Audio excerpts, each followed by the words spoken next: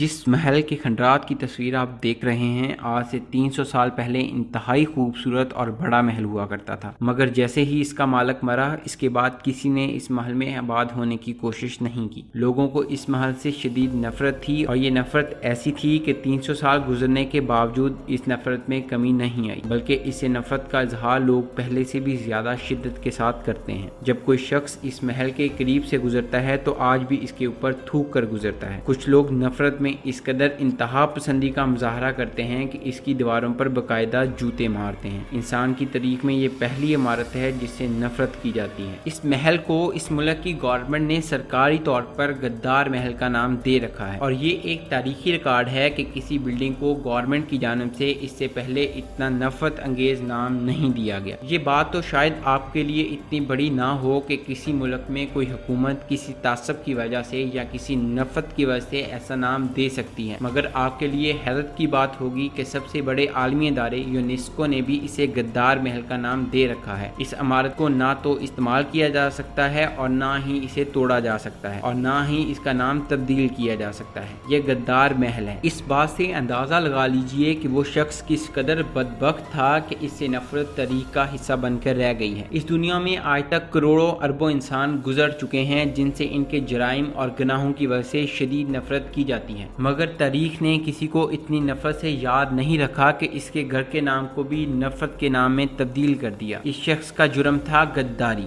इस बात से ये साबित होता है कि गद्दारी एक ऐसा जुर्म और गुनाह है जिसे दुनिया कभी माफ नहीं करती है। इस गद्दार शख्स ने जिन लोगों के लिए अपनी कौम और मुल्क से गद्दारी की, इन्हीं लोगों ने इसे तारीख का सबसे बड़ा गद्दार करार दिया। वो शख्स मीर जाफर था और इसका महल मगरबी बंगाल में वाक़या मुर्शिदाबाद के मकाम पर है। मीर जाफर, जिसका पूरा नाम जाफर अली खान था और नवाब सिराजुद्दौला की फौज में एक सरदार था और बाद में तरक्की करते हुए सिपा सलार के ओहदे तक पहुंच गया। ये इंतहाई बदफितरत आदमी था और इसकी निगाह तख्ते बंगाल पर थी। ये चाहता था कि नौजवान नवाब को हटाकर खुद नवाब बन जाए। इसके लिए इसने नवाब सिराजुद्दौला की शिकस्त और अंग्रेजों की जीत का रास्ता हमवार किया। इस गद्दार शख्स की वजह से अंग्रेजों ने नवाब को शिकस्त दी, जिसके बाद बंगाल पर अंग्रेजों का कब्जा हो गया और इन्होंने 1797 में मीर जाफर को बंगाल का नवाब मुकर्रर कर दिया। ये एक कठपुतली हुक्मरान था और असल अख्तियार अंग्रेजों के हाथ में थे, इसलिए इनको लूट मार करने की आज़ादी थी। इन्होंने बंगाली अवाम को जी भर के लूटा और इनके कलीन के कारोबार को मुकम्मल तौर पर तबाह कर दिया। अंग्रेजों ने इसके बाद इसको माजूल करके पेंशन मुकर्रर कर दी और इसके दामाद मीर कासिम अली खान को नवाब बनाया। ये अंग्रेजों का मुखालिफ था। इसने अंग्रेजों से जंग की तो इन्होंने दोबारा मीर कासिम को नवाब बना दिया। इसी वजह से बंगाल से इस्लामी हुकूमत का खात्मा हुआ। मीर जाफर की वफात 5 फरवरी 1862 में हुई, मगर आज तक तारीख इस गद्दार को नहीं भूली। आज भी लोग इसके महल पर थूकते हैं। गद्दार गद्दारी कर जाते हैं, मगर तारीख इन्हें कभी माफ नहीं करती है और इबरत का निशान बना देती है। ऐसा ही एक गद्दार ड्रामा इर्तुगरुल गाजी में दिखाया गया है, जिसमें एक शख्स गद्दारी करता है और उसका नाम कुर्तोगलो है। दोस्तों, मैं उम्मीद करता हूँ कि आपको आज की ये हमारी वीडियो पसंद आई होगी, इसलिए आपसे दरख्वास्त है कि आप हमारे YouTube चैनल को लाजमी सब्सक्राइब कर लें ताकि आने वाली तमाम नई वीडियोस आपको बर वक्त मिलती रहें।